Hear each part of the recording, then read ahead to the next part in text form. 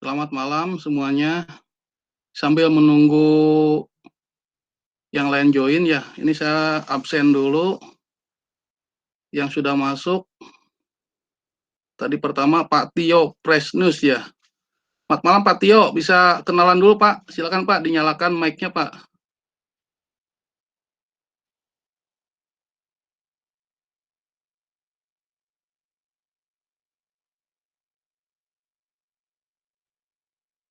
Yang kedua nih Pak Sakli Hadiatul. Boleh dinyalakan juga mic-nya buat perkenalan dulu.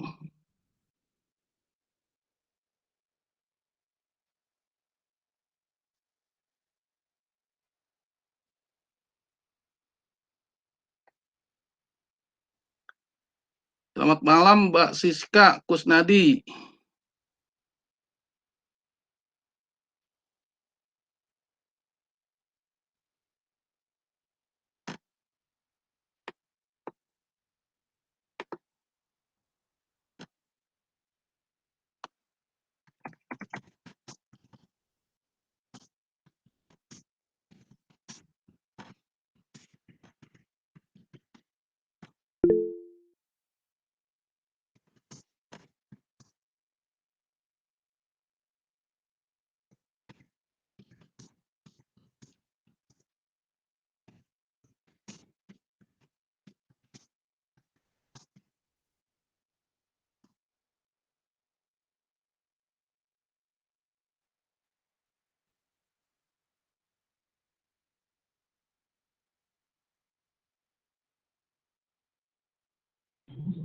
Sudah jelas, Pak. Oke, terima kasih.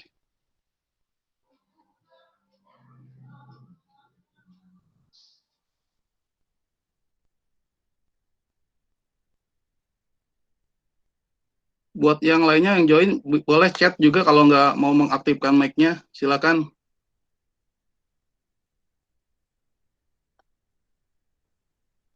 Nanti saya mulai di 1945 ya sambil nunggu yang lain join, silakan.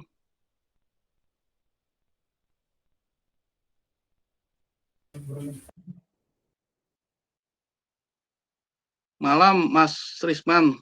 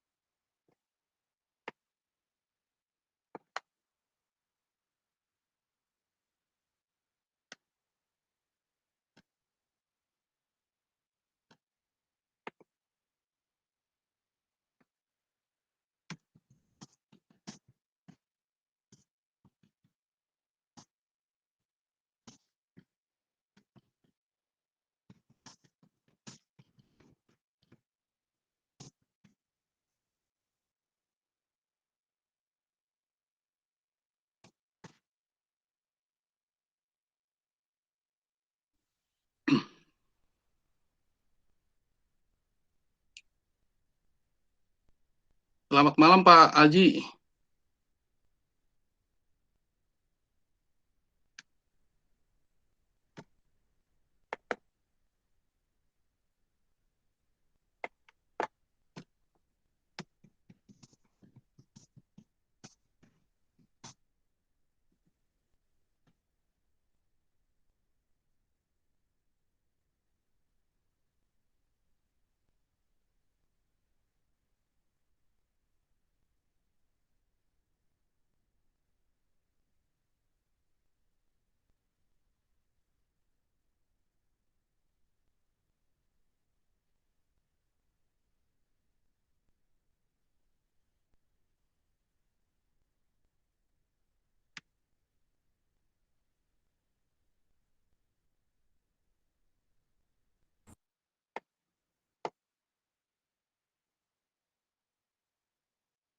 Selamat malam Pak Soleh. Selamat malam Pak. Ya.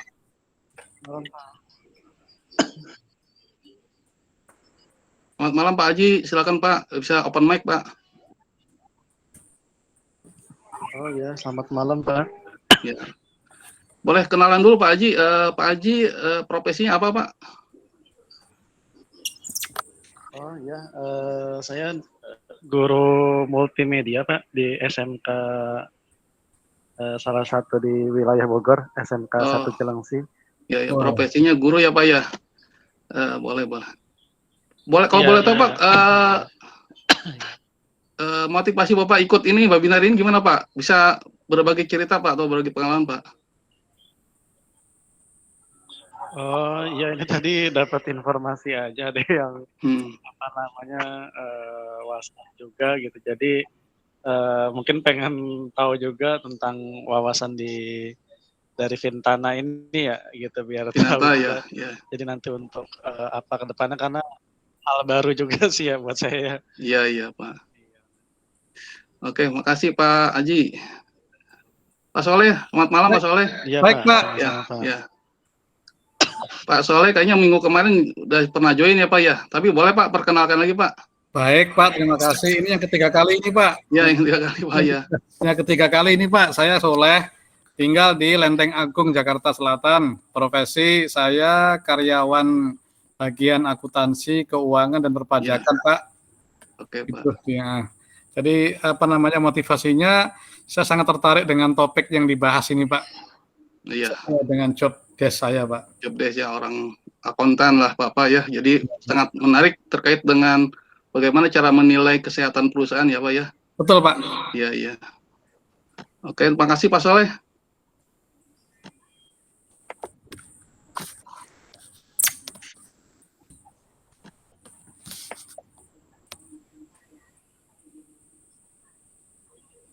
Buat yang lainnya Pak Sirojudin atau Bu Wiwin ya atau Pak Tio silakan Pak atau memperkenalkan dulu Pak biar lebih enak Pak. Selamat malam.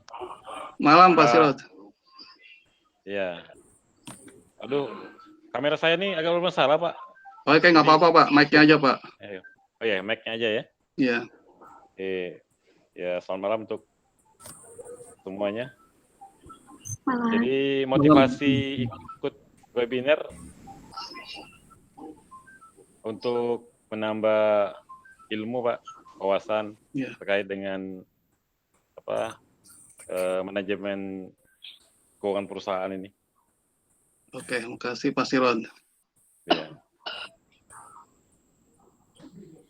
Buat yang lainnya Bu Wiwin, boleh Bu, silakan Bu atau Mbak atau bisa di open mic juga. Ya, perkenalkan saya Wiwin. Saya mahasiswa akuntansi perpajakan, Pak. Oh, mahasiswa perpajakan ya. Universitas mana Bu? Mbak? Trisakti. Trisakti ya. Ini semester berapa? Semester terakhir sih Pak, semester 6. Semester 6 ya. Oke. Motivasinya apa Mbak kalau boleh tahu? Ya pengen belajar lagi aja sih Pak. Oh iya, refresh lagi ya. Refresh lagi. Terima kasih Bu Wiwin sudah bergabung.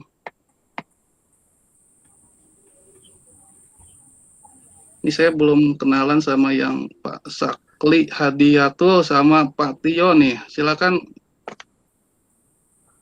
Kalau nggak mau open mic bisa di chat aja. Jadi biar saya tahu bisa berkenalan dulu.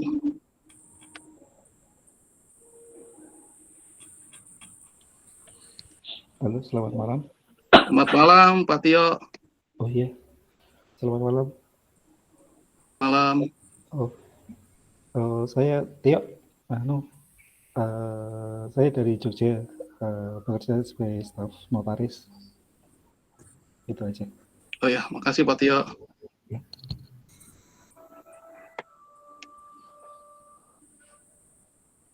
Satu lagi Pak Sakli ya, Sakli atau Ibu atau Bapak Sakli Hadiatul, silakan.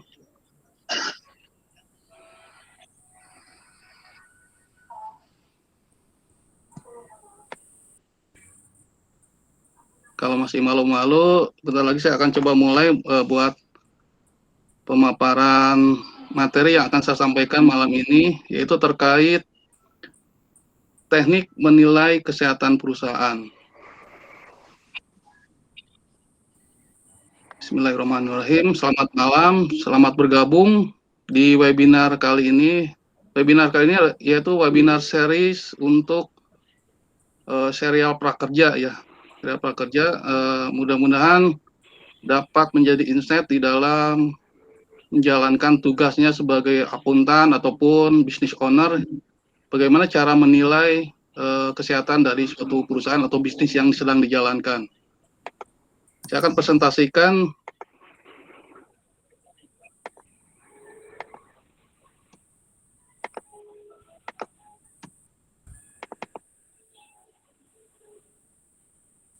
jadi teknik menilai kesehatan perusahaan ini salah satu metode dalam melakukan analisis keuangan dalam suatu bisnis atau perusahaan.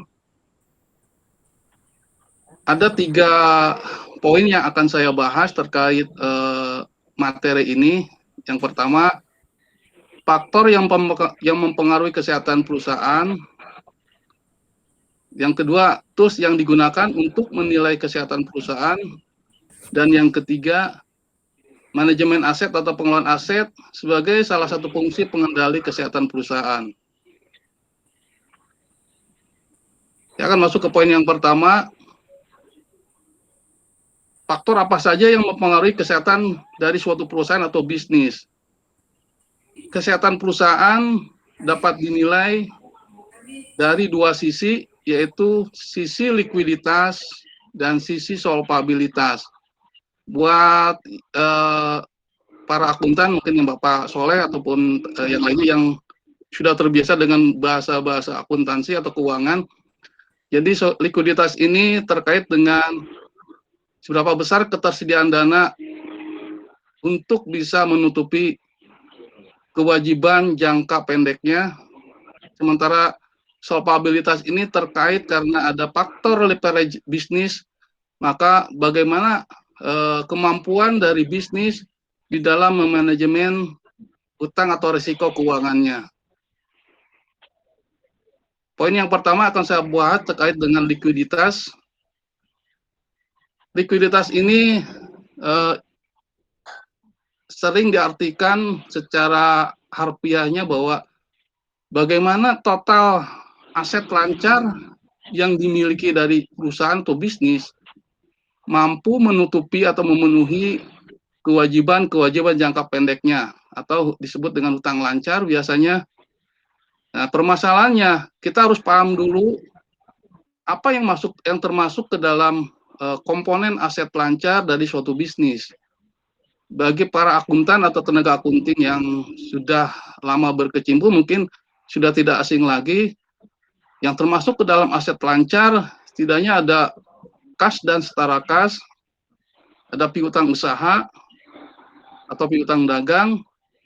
Selanjutnya ada persediaan barang. Ini persediaan barang bisa dalam bentuk bahan baku, barang dalam proses, bahan pembantu maupun barang jadi. Kemudian ada biaya dibayar di muka. Selain itu juga ada aset lancar lainnya seperti misalkan penyertaan modal atau pemilikan saham di perusahaan lain juga masuk ke dalam kategori penyertaan aset lancar. Di sini masuk kategori aset lancar karena sewaktu-waktu kita bisa dengan cepat untuk dapat melakukan likuiditas atas aset bisnis ini. Kemudian kita bisa lihat seberapa besar penggunaan sumber dana ini di dalam memaksimalkan bisnisnya, terutama di komponen-komponen yang termasuk aset lancar. Salah dalam mengelola aset lancar ini akan mempengaruhi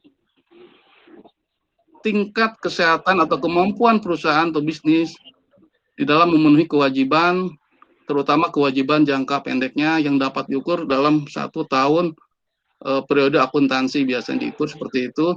Jadi kita bisa bandingkan berapa besar aset lancar yang dimiliki dengan kewajibannya. Sementara di posisi kewajiban jangka pendek atau utang lancar ini, ada beberapa pos yang masuk ke dalam kategori utang lancar. Ini diukur dari berapa lama atau seberapa besar dan berapa lama kewajiban lancar ini ada dalam suatu bisnis untuk mendukung kegiatan operasional perusahaan. Salah satunya ada hutang usaha. Hutang usaha ini terjadi karena adanya transaksi pembelian kepada pihak vendor atau supplier dalam jangka waktu tertentu. Biasanya di dalam akuntansi dikenal ada syarat pembayaran atau term of payment, ada 7 hari, 14 hari, 30 hari, 45 hari, 60 hari, seperti itu, dengan ketentuan misalkan syarat pembayarannya 2/10 N/30 atau 2/10 N/45 atau 2/10 N/14. Itu tergantung dari kebijakan dari transaksi tersebut antara pihak pembeli dengan penjual. Terutama kalau kita yang mengelola bisnis, berarti kebijakan yang ditetapkan oleh pihak supplier yang akan berdampak kepada kemampuan kita untuk dapat melunasi atau membayar pada saat jatuh tempo. Berikutnya yang termasuk ke dalam kewajiban jangka pendek atau utang lancar ini yaitu uang muka pelanggan atau DP.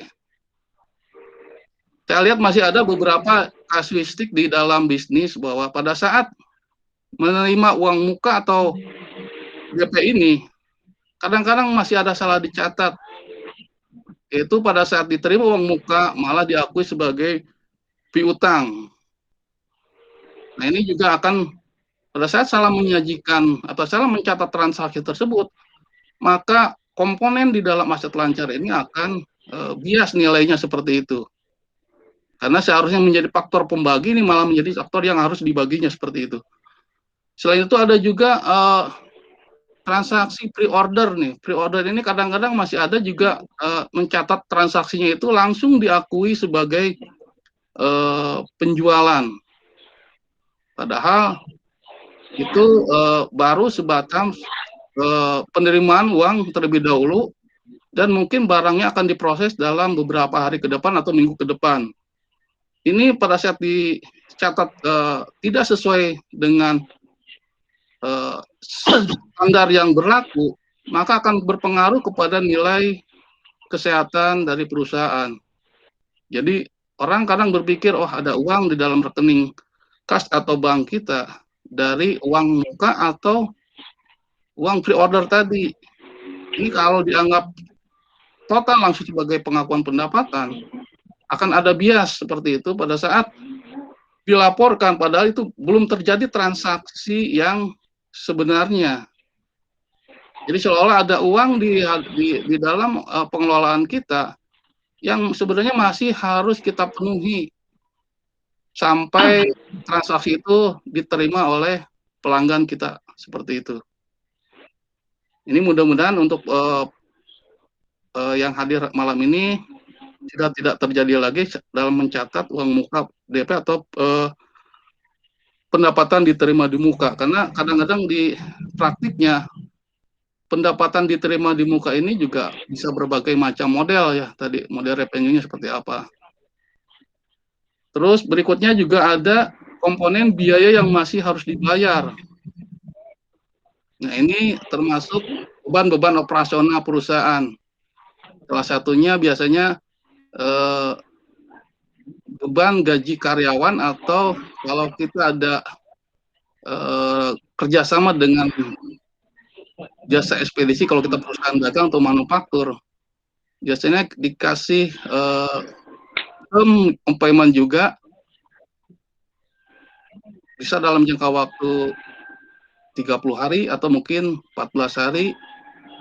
Ini bisa kita akui dulu sebagai biaya di periode yang berjalan dengan mengakui sebagai hutang usaha atau bagian kewajiban jangka pendek. Dari faktor-faktor variabel komponen baik aset lancar maupun kewajiban jangka pendeknya, ini akan mempengaruhi seberapa liquid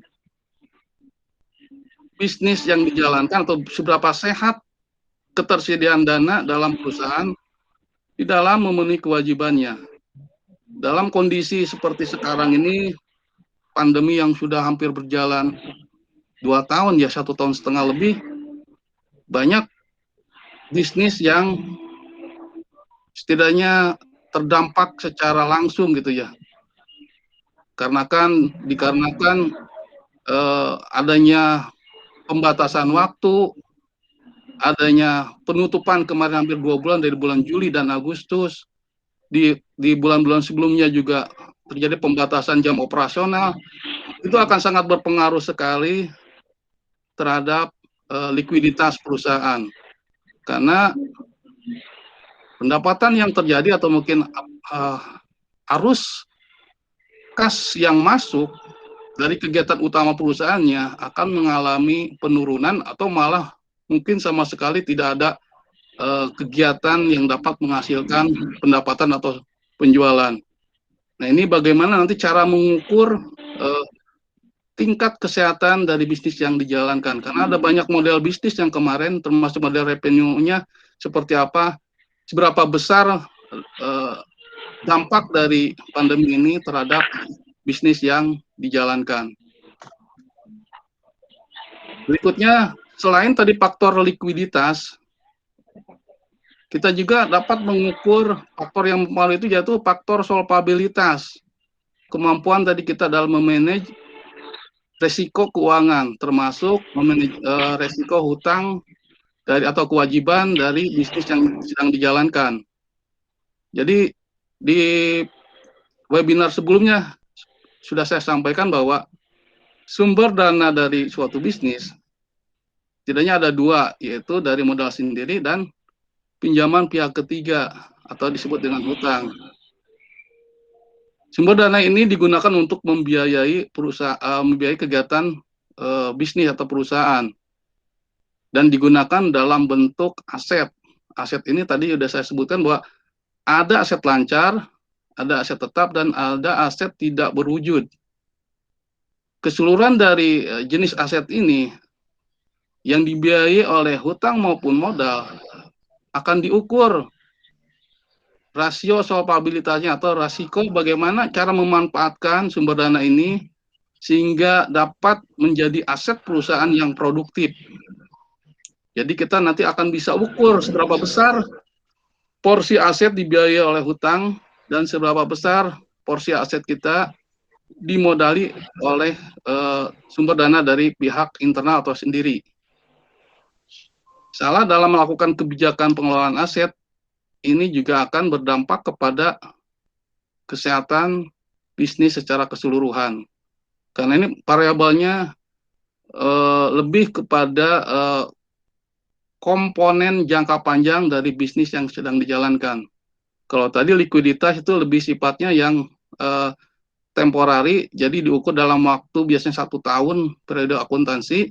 Sementara untuk solvabilitas ini diukur sesuai dengan konsep dari pembiayaan atau sumber dana yang digunakan untuk membiayai aset. Sebelum saya masuk ke materi selanjutnya terkait dengan tools, saya buka diskusi dulu. Silakan kalau ada yang mau ditanyakan terkait tadi faktor-faktor yang mempengaruhi tingkat kesehatan bisnis atau perusahaan. Silakan bisa open mic.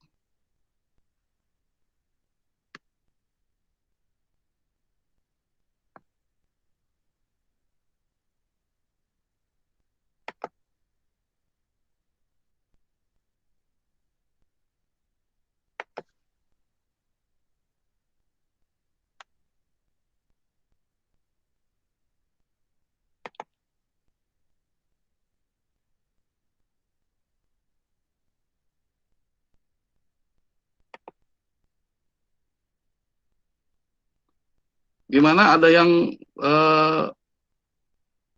ditanyakan atau mungkin kita bisa diskusi terkait tadi faktor yang mempengaruhi likuiditas perusahaan.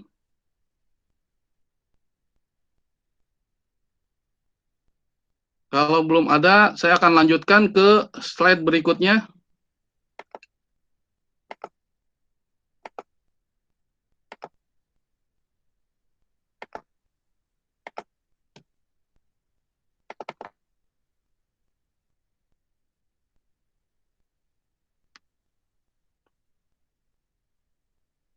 Slide berikutnya saya akan jelaskan tools atau alat yang digunakan untuk menilai atau mengukur likuiditas. Yang pertama, untuk mengukur tingkat likuiditas,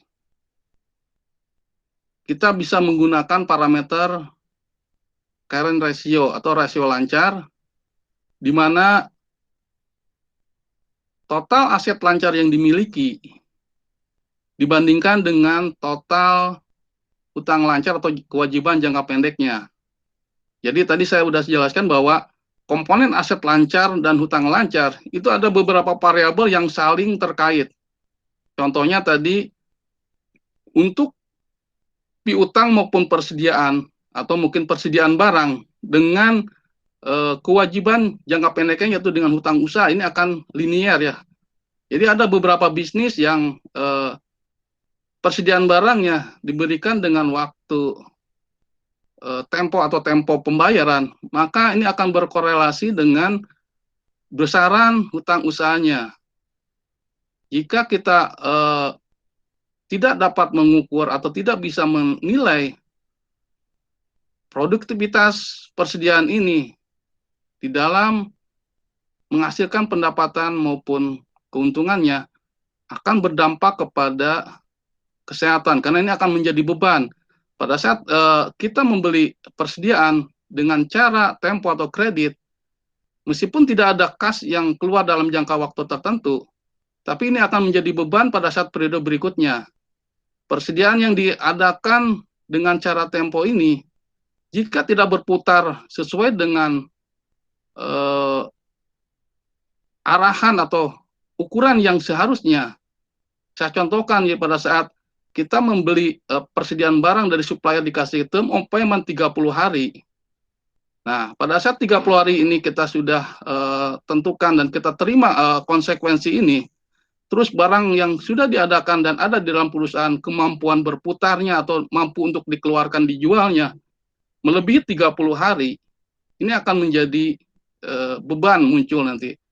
Beban pada saat seberapa besar kemampuan kita untuk membayar hutang usaha kepada supplier. Jadi pada saat jatuh tempo kita tidak bisa menyediakan dana atau bisa membayar hutang usaha ini, maka kredibilitas perusahaan akan sedikit terganggu. Ada kemungkinan juga beberapa supplier akan menentukan kebijakan pada saat faktur atau hutang usaha ini belum mampu terbayar oleh perusahaan, maka akan terjadi biasanya penundaan untuk order berikutnya. Pada saat seperti ini terjadi, maka bisnis akan terhambat juga seperti itu. Nah, ini pada saat menyediakan persediaan barang dengan cara pembayaran tempo, ini harus dapat terukur dengan baik dari variabel-variabel lain yang tadi saya sebutkan, bahwa kita harus mampu mengukur seberapa lama persediaan ini berputar atau mampu keluar dari perusahaan sehingga menghasilkan pendapatan. Yang ideal mungkin pada saat barang dibeli dengan syarat term of payment dari supplier 30 hari, kita bisa persediaan itu dapat berputar mungkin 14 hari atau mungkin 20 hari, itu mungkin jauh lebih baik. Jadi pada saat barang ini sudah terjual, kita bisa lakukan reorder kembali dan dana yang masuk dapat diputarkan untuk menambah nilai pembelian atas barang-barang yang tingkat perputarannya lebih cepat. Maka roda bisnis akan lebih cepat lagi untuk bisa menghasilkan kas dan setara kas. Dari pembelian tempo ini kita putarkan masuk menjadi persediaan barang mampu kita jual kita konversi dengan dikurangi biaya tadi yang terjadi karena penjualan, sehingga mendapatkan keuntungan. Keuntungan ini bisa langsung dalam bentuk uang tunai atau penambahan pembelian persediaannya lagi, atau mungkin akan menambah piutang usaha yang akan berpotensi juga menambah kemampuan likuiditas perusahaan. Berikutnya ada komponen juga yang terkait dengan antara aset lancar dengan hutang lancar ini, selain tadi variabel persediaan. Yang tadi yang saya sebutkan di awal bahwa kas dan setara kas, ada variabel linearnya dengan tadi uang muka penjualan atau pendapatan diterima di muka. Nah, ini jangan sampai salah di dalam memperlakukan kasnya atau kas dan setara kasnya. Jadi pada saat kita lihat di rekening kita atau di kas besar kita tersedia dana yang besar, namun sebenarnya ini harus dikonversi ke dalam penjualan nantinya. Pada saat mengkonversi penjualan pasti kita ada biaya-biaya tadi, biaya mendatangkan produk dan biaya untuk mengeluarkan produk tersebut sampai terjadinya penjualan. Ini harus dapat terukur dengan baik. Jadi pada saat tadi salah memperlakukan pencatatannya, di mana uang muka ataupun pendapatan diterima di muka dianggap langsung sebagai pendapatan, ini akan mengganggu likuiditas perusahaan dan akan di dalam proses menilai kesehatan perusahaan akan menjadi bias. Variabel yang lainnya untuk digunakan, yaitu tool untuk digunakan menilai likuiditas ini, yaitu menggunakan quick ratio atau rasio cepat. Quick ratio atau rasio cepat ini sering digunakan di banyak perusahaan dagang dan manufaktur ya. Karena di sini ada variabel tadi persediaan barang. Untuk menghitung berapa besaran quick ratio ini, yaitu total aset lancar dikurangkan dari nilai persediaan. Jadi komponen aset lancar tadi ada komponen persediaan barang. Ini untuk dapat menghitung quick ratio ini, kita keluarkan persediaan barang ini di dalam membandingkan rasio cepat ini. Jadi total aset lancar yang dimiliki dikurangi dengan total nilai persediaan yang ada dalam bisnis dibagi dengan hutang lancar. Mengapa quick ratio tidak memperhitungkan nilai persediaan? Ada banyak faktor untuk memperhitungkan quick ratio ini. Quick ratio di dalam akuntansi juga sering disebut dengan rasio Architt-Test ratio ya. Jadi kemampuan seberapa cepat komponen atau variabel aset lancar ini dapat diuangkan kembali. Nah, ini karena faktor tadi dapat diuangkan kembali, persediaan barang dikeluarkan karena persediaan barang itu akan membutuhkan proses waktu untuk bisa mengkonversi menjadi kas dan setara kas. Meskipun sama juga tadi piutang usaha, itu juga butuh waktu untuk melakukan penagihan, tapi piutang usaha sudah menjadi bagian dari aset lancar yang komposisinya sudah ada di pihak bisnis atau perusahaan. Karena barang sudah kita serahkan ke pihak pembeli, kita mempunyai tagihan dibandingkan dengan persediaan barang yang belum terkonversi jadi penjualan. Ini akan membutuhkan waktu lagi yang cukup lama, ditambah juga faktor resiko dari persediaan barang ini. Ada beberapa persediaan barang dalam bisnis yang kemungkinan rusak, kemungkinan expire, kemungkinan juga tadi dead stock, mungkin karena udah ketinggalan modelnya, seperti itu kalau di bisnis garment atau fashion, sehingga faktor quick ratio tidak memperhitungkan nilai persediaan ini. Yang ketiga, tools yang digunakan untuk menilai likuiditas yaitu cash ratio atau rasio kas. Untuk menilai rasio kas yang diperhitungkan hanya nilai kas dan setara kas.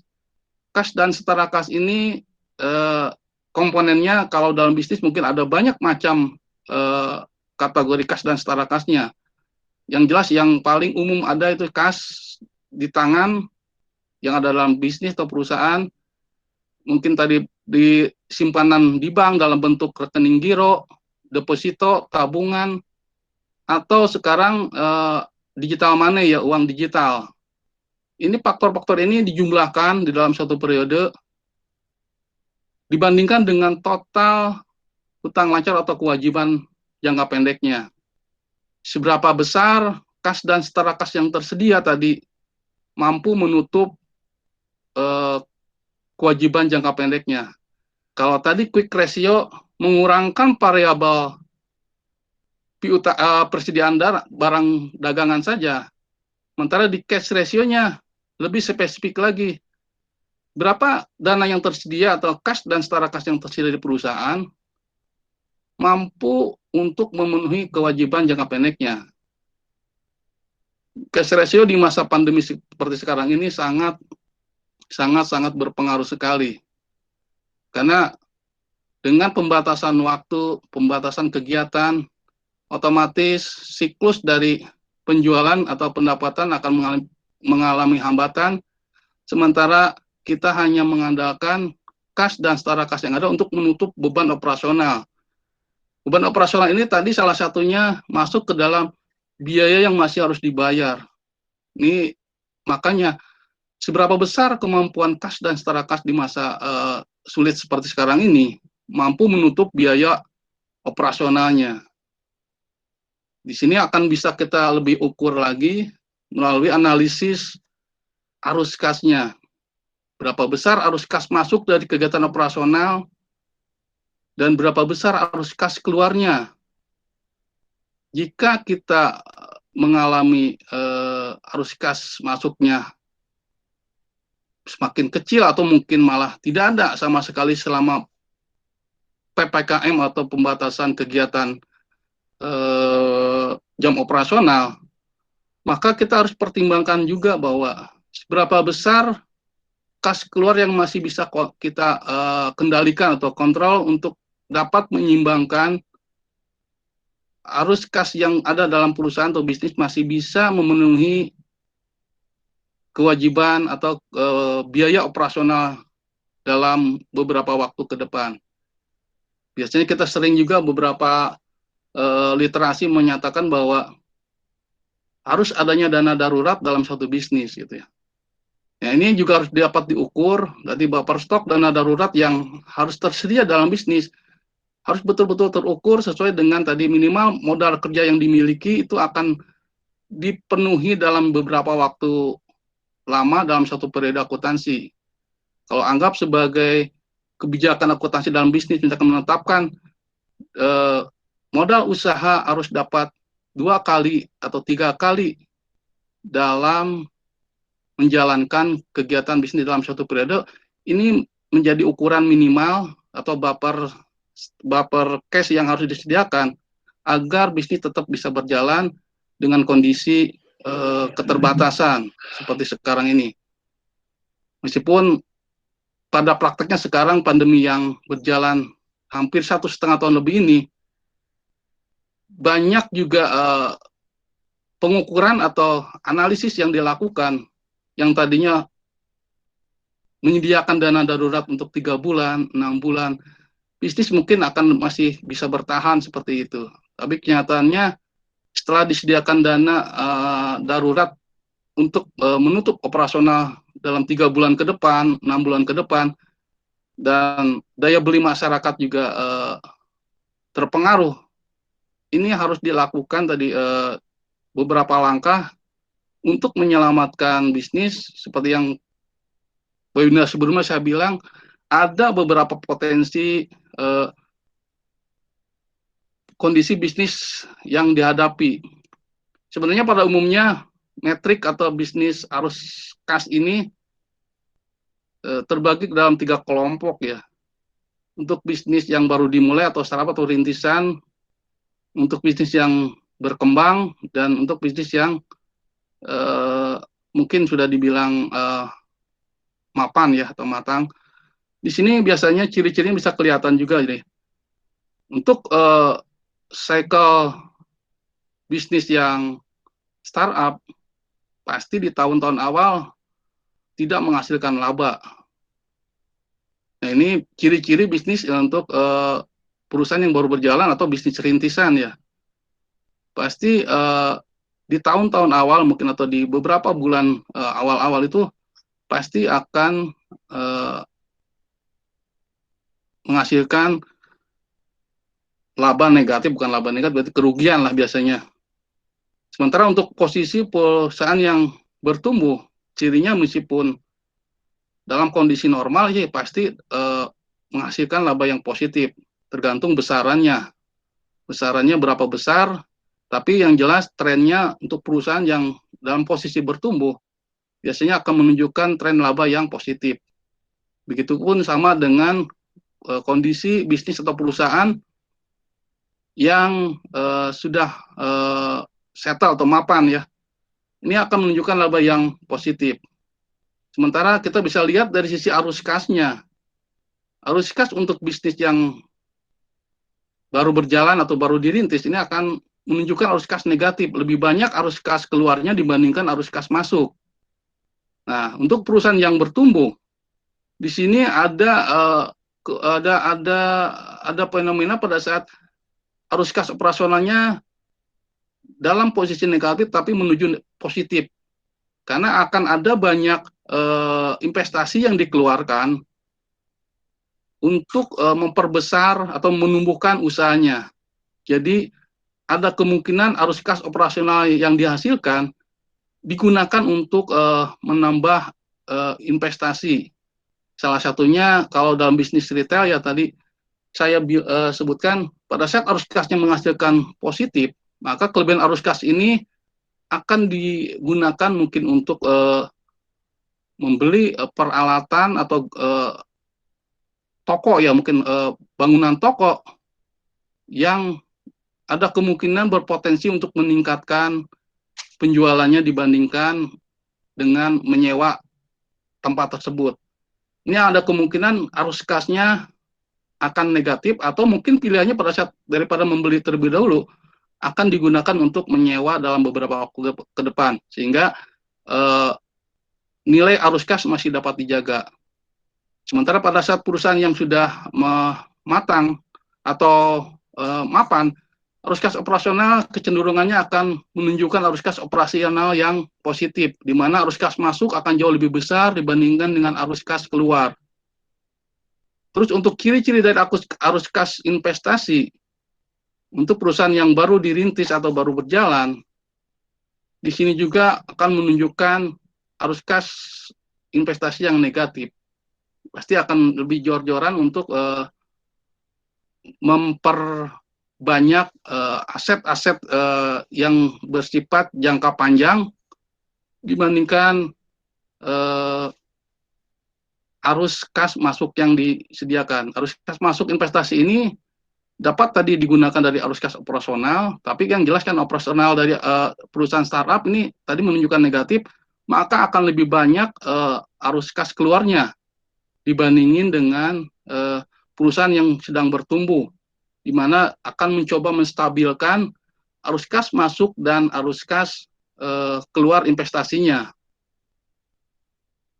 Begitupun dengan perusahaan yang mapan, dia akan coba menyeimbangkan arus kas investasi dan arus kas keluar investasinya. Karena arus kas investasi ini pada saat ditambah, nanti akan muncul juga biaya-biaya yang akan menjadi biaya beban operasional. Salah satunya kalau kita mendatangkan atau memperbanyak aset tetap untuk mendukung kegiatan bisnis, akan ada biaya penyusutan dan akan diperhitungkan di dalam kegiatan operasional perusahaan. Berikutnya untuk arus kas pendanaan, untuk perusahaan rintisan atau yang baru dimulai, fase ini pasti menunjukkan arus kasnya positif, karena lebih banyak dana masuk untuk membiayai bisnis tadi, dibandingin arus kas keluar pendanaannya.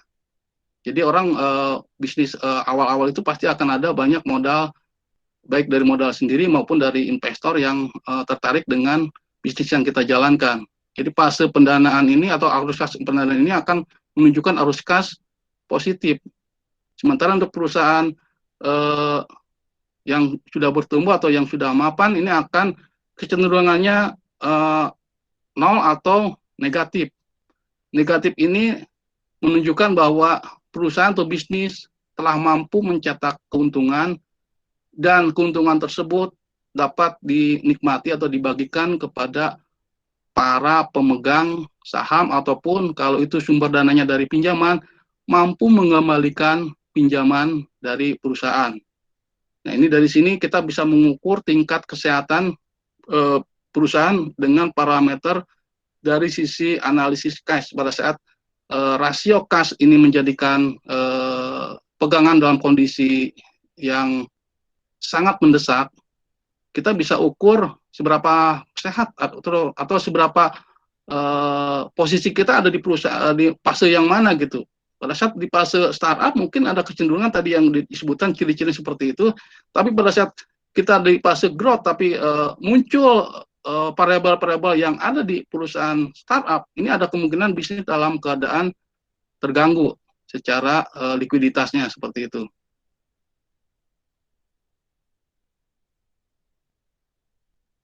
Di materi sebelumnya saya jelaskan bahwa ini ada salah satu variabel dalam menilai kinerja yaitu membandingkan profit dengan kas-nya. Nah, ini variabel ini akan berpengaruh ke tingkat kesehatan bisnis. Tingkat kesehatan bisnis ini dipengaruhi tadi, seharusnya bisnis yang menguntungkan atau yang menghasilkan profit, itu pasti menghasilkan kas yang positif. Itu yang ideal di kondisi yang pertama. Tapi ada juga pada saat kinerjanya bagus, piutangnya omsetnya nyampe, tapi kasnya negatif seperti itu. Apakah langsung dinilai bahwa bisnisnya kurang sehat? Nah, ini juga harus mampu melihat variabel lain untuk menilai kesehatan bisnis ini. Jadi kadang orang melihat dari tingkat profitnya bagus nih, harusnya perusahaan sehat nih secara bisnis. Nah, ini kita tadi sebelumnya kita bisa ukur dari sini pada saat labanya positif, tapi variabelnya terus posisi perusahaan kita ada di fase yang mana, tapi menghasilkan laba atau rugi, negatif atau rugi, maka ada permasalahan atau mungkin kebalikannya, positif di laba, kasnya negatif seperti itu. Ini harus dianalisa lebih lanjut lagi, tapi minimal dari variabel yang saya sampaikan tadi, untuk menilai likuiditas ini, tools yang digunakan akan saling berkaitan nilai besarannya. Jika ada rasio yang istilahnya jomplang antara current ratio, quick dan cash ratio ini, maka akan perlu dianalisis dari sisi yang lain. Apakah karena dipengaruhi tadi banyaknya persediaan barang atau piutang atau biaya dibayar di muka. Nah, ini juga akan kita ukur seberapa relevan angka-angka yang disajikan dalam laporan keuangan bisnis telah sesuai atau telah betul-betul dicatat dengan baik dan benar sesuai dengan standar atau norma yang telah ditetapkan baik dalam SAK etap maupun PSAK. Berikutnya untuk tools yang digunakan di dalam menilai solvabilitas, kita bisa gunakan dua parameter tadi ya. Parameter terkait besaran hutang terhadap aset atau debt to asset ratio. Ini akan mencerminkan berapa besar aset bisnis ini dibiayai oleh hutang. Ada beberapa bisnis yang dijalankan justru menggunakan variabel pinjaman hutang ini kan gitu. Malah porsinya mungkin lebih besar dari modal yang disediakan.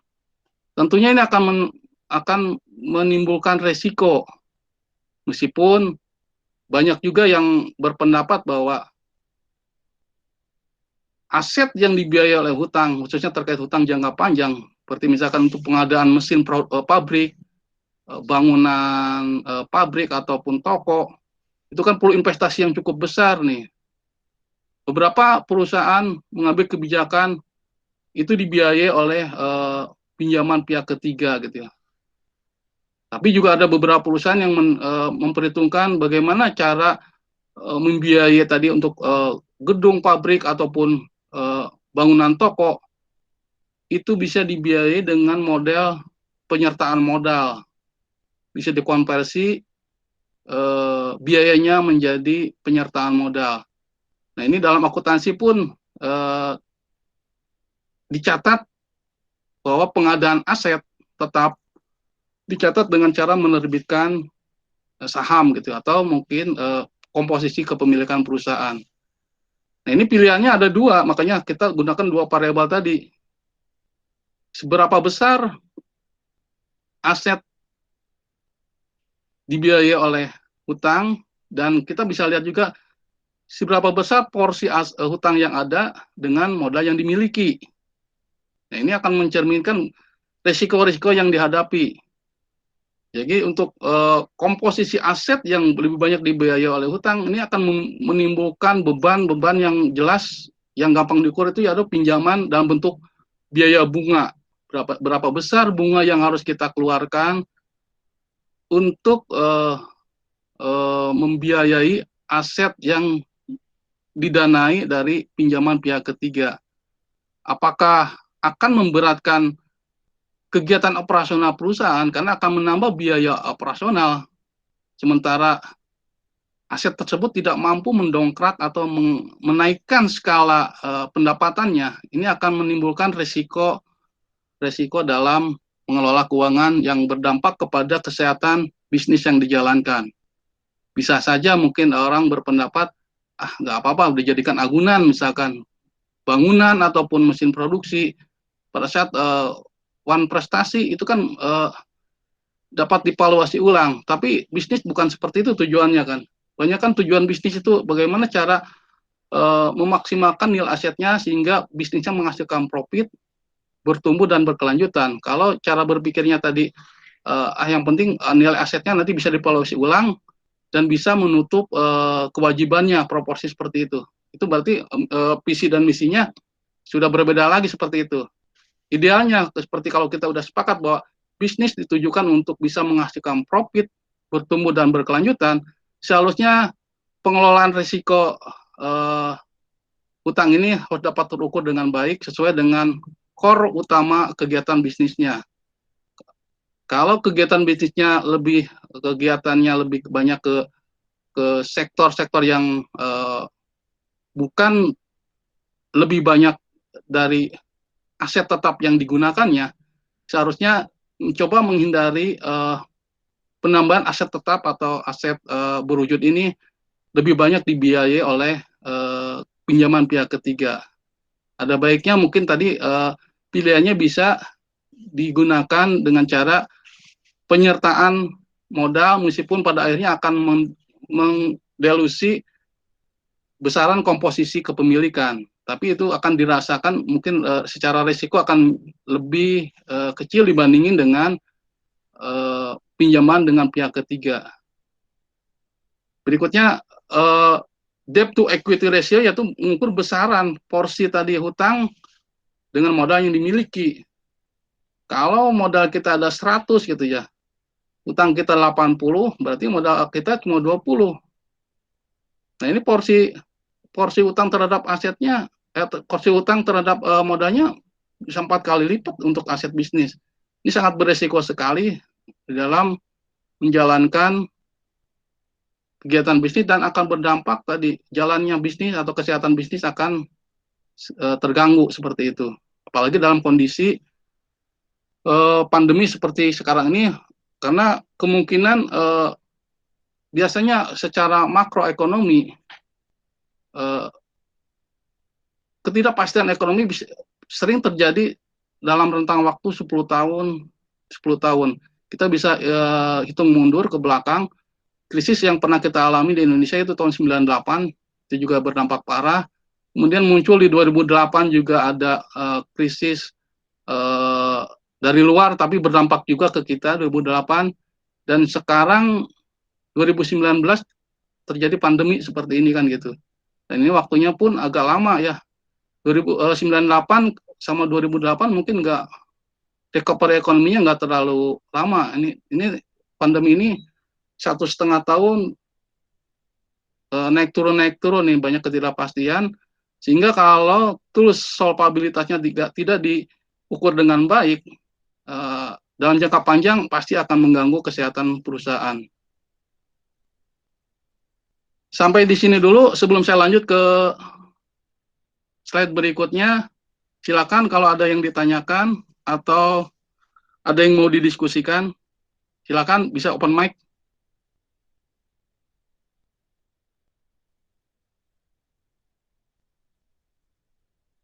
biasanya rame ya, ada interaksi nih. Saya lihat ini sepi, udah 1 jam, hampir 1 jam sepi, nggak ada interaksi. Silakan Pak atau Ibu.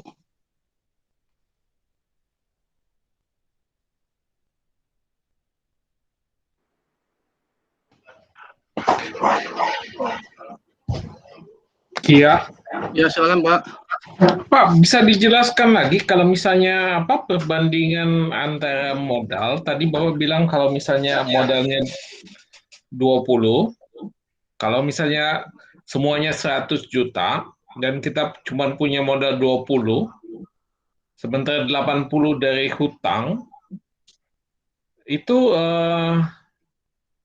bukannya bebannya sangat tinggi ya? Betul Pak, risikonya tinggi karena akan muncul biaya yang paling gampang biaya bunga ya Pak, akan lebih tinggi itu. Iya, bagaimana kalau kita melihat idealnya berapa sih komposisi antara modal sendiri dengan hutang itu supaya tidak terlalu membebani? Ya, pada dasarnya komposisi modal terhadap hutang atau terhadap modal di batasan 50% masih kita anggap wajar Pak. Di 50% masih wajar, tapi lebih baik lagi di kisaran 30 sampai 50 nih. 30, jadi kita masih ada modal yang dimiliki jika sewaktu-waktu bisnis mengalami kendala, modal yang dimiliki masih mampu untuk menutupi seluruh kewajiban yang dimiliki oleh bisnis atau perusahaan. Ini seandainya tadi komposisinya sampai 80% ya, dibiayai oleh pinjaman gitu. Ini di dalam proses likuidasi itu biasanya kan ada yang didahulukan tuh, kewajiban yang bisnis harus penuhi lebih dulu ke pihak-pihak mana saja apa yang harus didahulukan, sampai akhirnya nanti ke pihak pemilik modal di akhir seperti itu. Kalaupun itu masih ada sisanya, kalau enggak mungkin akan menjadi masalah juga, nanti akan masuk ke dalam PT UN ya, untuk kepailitan seperti apa gitu.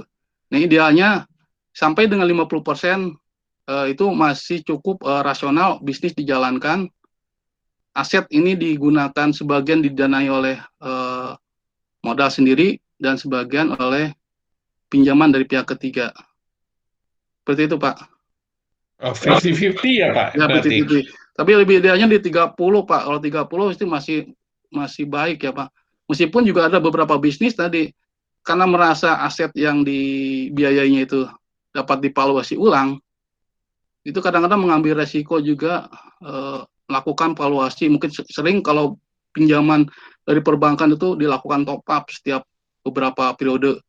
Jadi mungkin dari tadinya aset dinilai 100, kemudian dinaikkan lagi, dinaikkan lagi.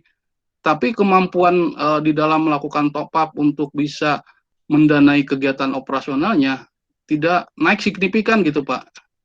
Ini malah akan muncul terus bebannya, menggerus dari pendapatan, tadi pendapatannya tetap 100 gitu Pak, dinaikin lagi, top up lagi gitu. Meskipun secara valuasi asetnya, ya orang 80% lah, misalkan kalau perbankan nilai aset bisnis kita sampai 80%, mungkin sampai 90% masih ada yang berani seperti itu, sehingga pada akhirnya nggak ada, pada saat kewajiban itu tidak bisa dipenuhi, mungkin akan bisa menutupi pada saat dijual ataupun diambil alih oleh pihak ketiga tersebut. Tapi itu kan bukan seperti itu tujuan bisnis dijalankan seperti itu Pak. Makanya harus dapat terukur dengan baik bagaimana pengelolaan aset ini bisa produktif gitu. Kalaupun harus menggunakan dana pihak ketiga, resiko-resikonya kita bisa ukur sebelum melakukan keputusan tersebut gitu Pak. Berarti kita melakukan analisa biaya dulu ya, biaya Betul. investasi. Jadi sebelum harus diukur TIAS Pak, kalau bisa time interest revenue-nya Pak. Jadi berapa besar kemampuan kita untuk bisa membayar bunga pinjaman tadi dari kegiatan operasional. Kalau ini tidak terukur dengan baik, ya pasti menggerus pendapatan yang didapatkan seperti itu. Seharusnya tadi yang ideal itu pada saat asetnya tadinya 100, terus kita nambah pembiayaan 50. Pada saat aset 100 kita menghasilkan 10, kita mengadakan pembiayaan 50, harusnya naik 2. Ya idealnya naiknya setengah atau 50% atau mungkin bisa 100%, sehingga biaya yang dikeluarkan dari pembiayaan pinjaman ini bisa tercover, mungkin akan lebih masif untuk memperbesar skala usaha. Tapi kalau ini nggak terukur dengan baik, pasti akan menjadi beban bisnis. Seperti itu, Pak. Oke. Kasih yang lain dulu, Pak. Ya, terima kasih, Pak Rian. Silakan buat yang lainnya.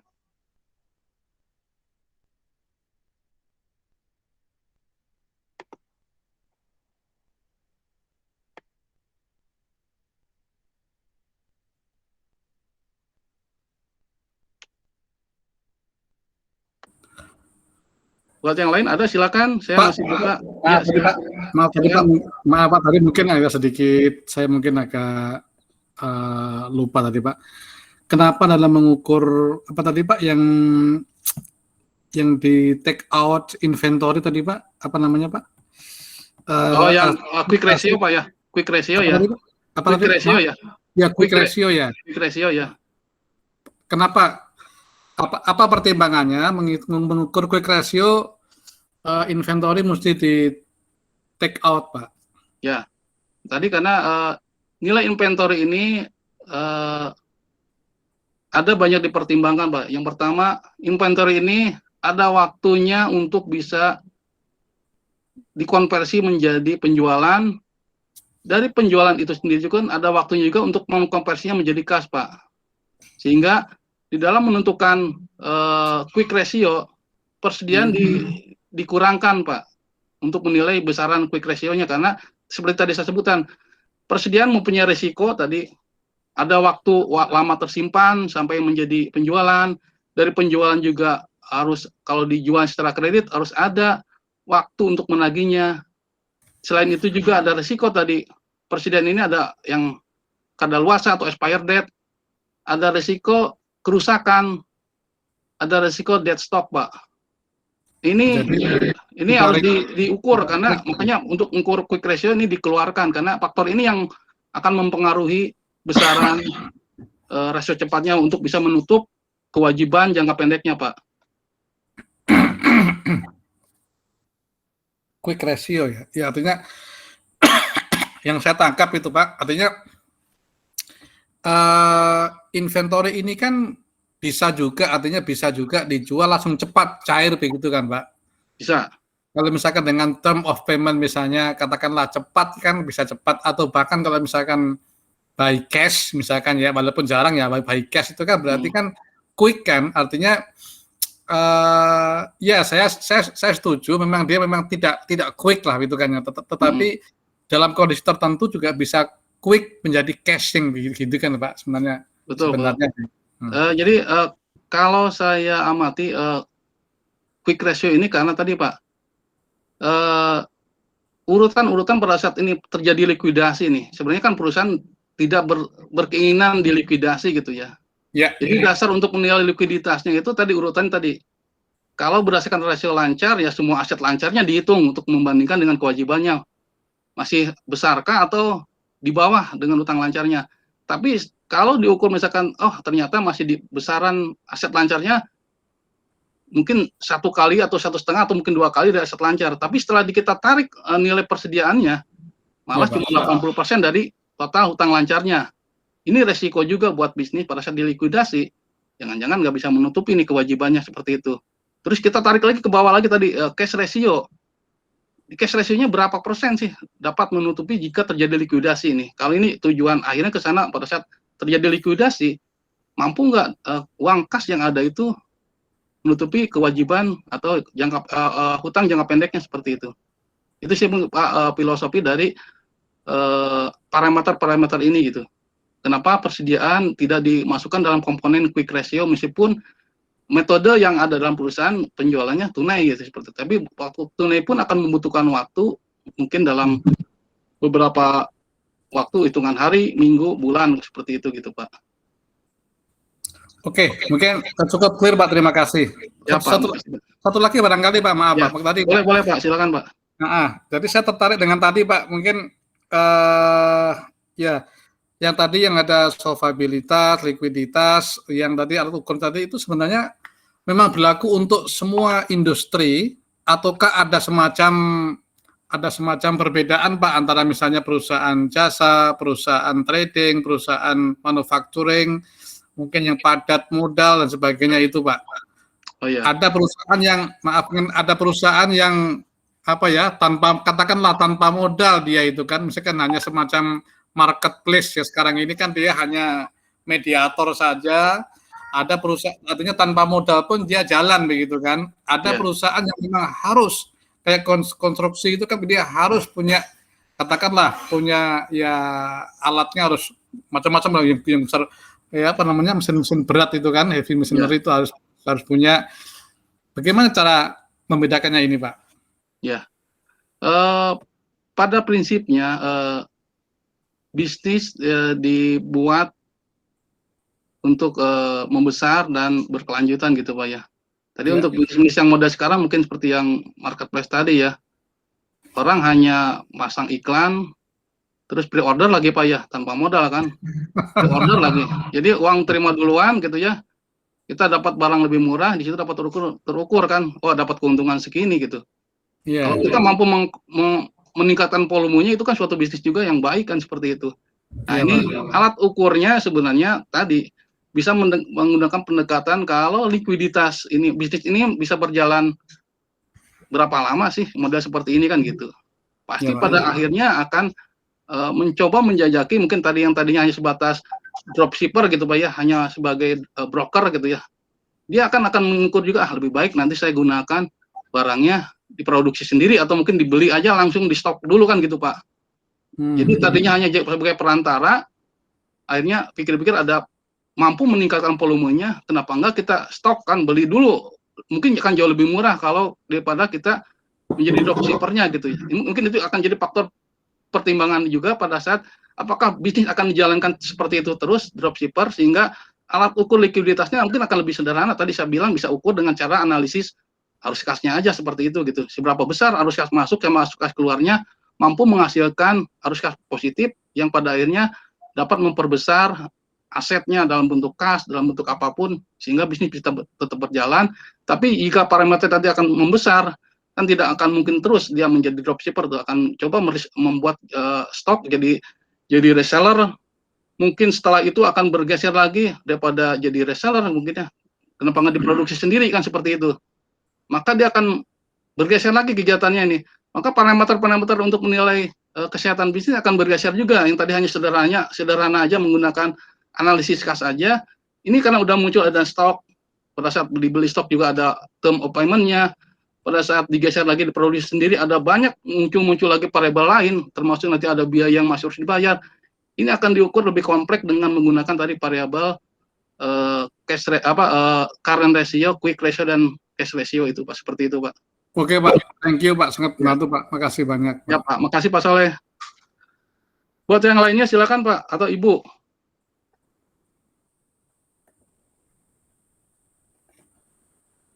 Kalau nggak ada, saya lanjutkan ke slide berikutnya.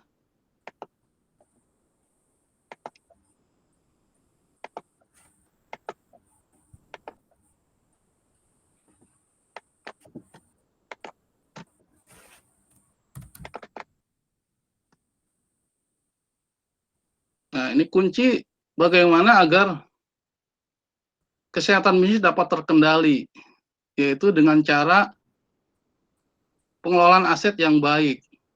Pengelolaan aset yang baik terukur dengan produktivitasnya. Di sini di webinar sebelumnya sudah saya jelaskan bahwa penggunaan atau sumber dana tadi digunakan pasti untuk membiayai atau menambah aset atau digunakan untuk aset bisnis yang dijalankan, bisa dalam bentuk tadi aset lancar, aset tetap maupun intangible asset. Ini harus mampu semuanya ditujukan untuk menghasilkan pendapatan atau penjualan. Dalam menghadirkan penjualan untuk pendapatan ini tentunya ada biaya-biaya atau beban yang harus dikeluarkan. Sehingga harus kita ukur besaran penjualan atau pendapatan yang dihasilkan setelah dikurangi biaya-biayanya, baik biaya yang berhubungan dengan produk maupun dengan beban operasional, menghasilkan keuntungan atau malah kerugian kan gitu. kalau seandainya ini menghasilkan profit, seberapa besar profit ini mampu menghasilkan cash. Banyak perusahaan yang berjalan menggunakan penjualannya secara kredit gitu ya. Atau ada juga yang emang bermainnya ya penjualannya tanpa ada penjualan kredit, penjualan tunai.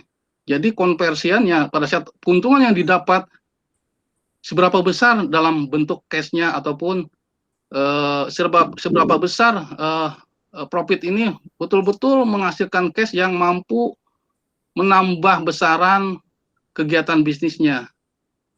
Jadi meskipun menggunakan penjualan tunai maupun tempo, kita dapat menganalisis produktivitas aset ini. Jadi produktivitas aset terjadi karena aset tersebut produktif. Produktif ini terbagi dalam dua variabel, yaitu efektif dan efisien. Aset yang produktif harus efektif di dalam menghasilkan penjualan atau pendapatan, dan efisien di dalam mencetak keuntungannya, seperti itu. Di sini saya ukur untuk mengukur produktivitas aset ini bisa diukur melalui pendekatan rasio return on asetnya atau tingkat pengembalian aset tadi. Pada saat sumber dana itu kita gunakan untuk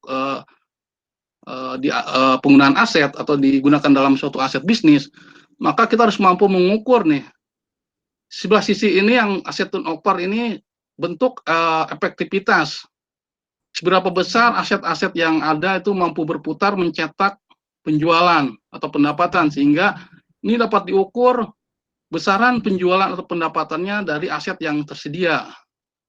Idealnya pada saat penambahan aset tadi harusnya mampu meningkatkan atau menggerakkan penjualan atau pendapatan tadi. Nah, sementara untuk sisi yang kanan, yaitu return on sales, jadi kemampuan dari penjualan tadi menghasilkan profit atau profit bersih dari penjualan yang dihasilkan. Dua variabel ini jika produktif, maka akan mencetak tingkat pengembalian aset yang baik, yang pada akhirnya akan menghasilkan tingkat laba terhadap modalnya yang lebih layak atau lebih menarik buat investor. Jadi dari ROI ini kita bisa ukur besarannya. Kalau ini semakin membesar, terus financial leverage-nya juga baik tadi, maka akan meningkatkan return on equity-nya. Return on equity yaitu tujuan dari bisnis ini dijalankan. Tadi bisnis akan ditujukan untuk bisa mencetak profit. Semakin besar tingkat return on equity atau ROI ini akan semakin baik buat bisnis yang dijalankan dan akan menarik buat para pelaku investor yang berminat untuk menjadi pemilik atau ikut menjadi memiliki perusahaan yang sedang kita jalankan. Semakin besar tingkat return on equity ini akan semakin menarik para investor untuk bisa bergabung memperbesar usaha yang sedang dijalankan. Nah, untuk mengukur para efektivitas tadi, variabelnya yaitu tadi variabel penjualan dan variabel aset. Aset tadi ada aset yang sifatnya lancar atau jangka pendek, dan long term aset. Artinya long term aset kebagi dua, ada berwujud dan tidak berwujud tadi. Ada aset tetap dan intangible aset. Sementara current aset tadi terbagi dalam tadi bentuknya ada dalam bentuk kas dan setara kas, piutang, persediaan dan aset lancar lainnya. Nah, ini harus mampu berputar, harus mampu meningkatkan atau menjadi mendrive penjualan semakin membaik lagi di periode-periode selanjutnya.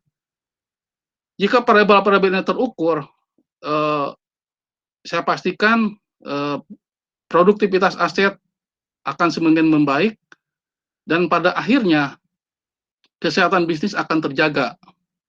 Meskipun dalam kondisi pandemi seperti sekarang, pada saat break sementara, tapi karena kita sudah dapat mengukur, apalagi kita masuk ke dalam bisnis-bisnis yang sifatnya primer ya, di bahan pokok ataupun sekarang bisnis kesehatan ini lagi bagus-bagusnya. Meskipun momentumnya ada beberapa pembatasan kegiatan, kalau kita mampu mengukur dengan baik tingkat perputarannya, maka kesehatan bisnis akan masih bisa terjaga. Berikutnya yang efisiensi ini, faktornya tadi udah saya sebutkan bahwa faktor untuk menghasilkan profit ini, yaitu ada beberapa biaya. Biayanya tadi ada terkait produk, ya ini bisa berhubungannya tadi, untuk biaya produk bisa kalau diproduksi sendiri akan dihitung berapa besaran harga pokok produksinya. Sementara kalau dibeli dari pihak supplier atau distributor atau vendor, akan dihitung harga pokok penjualannya, termasuk operasional cost-nya nanti. Berapa besar biaya-biaya untuk menghadirkan penjualan atau pendapatan ini dapat kita kendalikan. Nah, ini berikutnya ada faktor interest tadi, bunga nih. Yang tadi disebutkan pada saat faktor bunga ini karena kita menggunakan pinjaman pihak ketiga, ini harus diukur juga berapa besar pengaruhnya terhadap tingkat keuntungan yang dihasilkan yang pada akhirnya akan berdampak kepada kesehatan perusahaan. Karena dari profit ini pasti diharapkan ada kas dan setara kas yang dihasilkan dan bertumbuh setiap periodenya. Jika keputusan tadi mengambil keputusan untuk menggunakan pinjaman pihak ketiga, harus dapat terukur tadi. Berapa besaran bunga kalau kita adakan aset baru atau kita terima modal kerja dalam bentuk tunai untuk bisa menggerakkan operasional, berapa besar mampu untuk menutup biaya bunganya. Berikutnya ada biaya penyusutan. Pada saat aset tersebut tadi dibeli juga dengan cara kredit, ada beban bunga. Berikutnya juga aset tersebut akan disusutkan. Berapa besar penyusutan ini mempengaruhi laba yang dihasilkan. Dan terakhir faktor tax ya, untuk pajak. Karena bisnis yang berkelanjutan juga harus memperhitungkan faktor pajak ini. Peraturan perpajakan kita masih meminta bahwa data-data perusahaan atau bisnis sampai 5 tahun ke belakang. Maka ini untuk bisa mengamankan bisnisnya dengan baik, variabel pajak ini harus menjadi komponen di dalam mengukur produktivitas aset ya. Salah satunya ini karena menyangkut dengan biaya, ini akan diukur berapa besar ini pajak yang berlaku mempengaruhi profit. Nah, kita lihat ada beberapa kebijakan terbaru dari pemerintah, adanya penurunan tarif ya Pak ya. Jadi tahun depan mungkin udah menggunakan tarif yang 22% ya, sampai nanti ujungnya ada 20 sampai ke 20%. Ini bisa jadi diperhitungkan juga dalam pengelolaan bisnis sehingga bisnis bisa sehat dan terus berjalan. Kadang-kadang banyak juga bisnis yang dijalankan mungkin kurang mengabaikan kurang memperhatikan atau mengabaikan variabel pajak ini, karena mungkin nanti aja lah dihitung pada saat akhir kegiatan bisnis. Tapi bisnis yang baik kan sebenarnya dapat diukur di awal, dibuat test planningnya. Jika kita sudah mempunyai data-data yang baik di periode-periode sebelumnya, dijadikan ukuran untuk mengukur resiko tadi, berapa besar variabel pajak ini akan dihitung jika omset yang diinginkan di tahun-tahun berikutnya sebesar sekian, sehingga pada akhirnya kita dapat mengendalikan besaran biaya dan akan berpengaruh kepada tingkat laba yang akan dihasilkan. Seperti itu yang bisa saya sampaikan terkait dengan materi teknik menilai kesehatan perusahaan. Jadi ada beberapa tadi di poin pertama ada faktor apa saja yang mempengaruhi tingkat kesehatan, tools yang digunakan, dan produktivitas aset ini sebagai salah satu fungsi kendali untuk menjaga kesehatan bisnis. Sebelum saya tutup, saya persilakan jika ada yang mau bertanya dan didiskusikan. Ada waktu sekitar 5-10 menit lah ya, sebelum jam 9. Silakan, saya buka lagi tanya jawab dan diskusinya.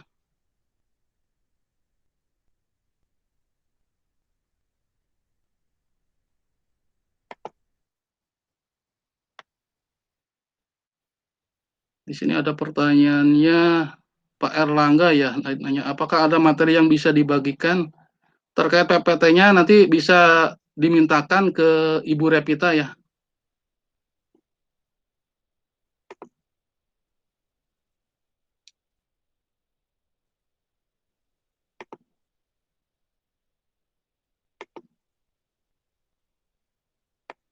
Silakan Pak Johannes atau Pak Sirot atau Pak Soleh. Pak, Silakan Pak. Tadi Bapak menyinggung untuk produktivitas aset itu ada yang mesti dilihat efektif dan efisiennya. Ada tool untuk menghitungnya nggak? Ada Pak tadi untuk menghitung efektivitas, menghitung tingkat perputarannya Pak. Semakin besar perputarannya, semakin baik. Jadi tadi perputaran ini bisa dibagi ke dalam beberapa tadi. Ada tingkat perputaran persediaan Pak. Tingkat perputaran piutang usaha kalau ada.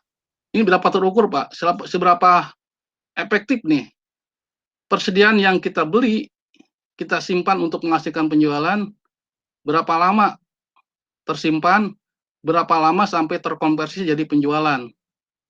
Untuk yang piutang usaha juga dihitung berapa lama perputaran piutang usaha, berapa lama waktu tertagih.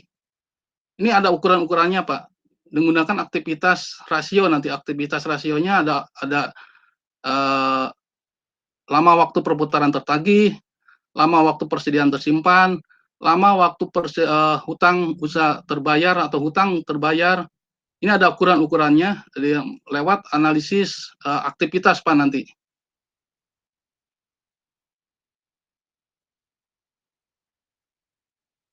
Berarti ada tool lain ya? Betul, ada tools lain. Jadi untuk bisa mengukur detailnya, kita ukur aktivitasnya Pak. Oke, makasih Pak Johannes. Silakan buat yang lainnya.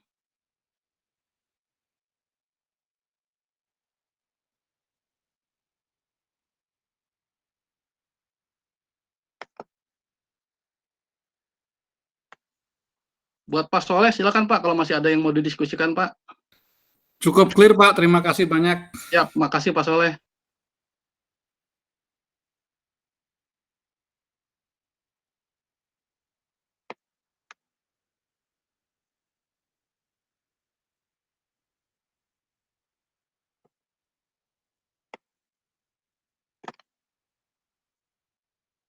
Kalau tidak ada lagi yang bertanya atau yang akan didiskusikan, saya akan tutup webinar malam ini.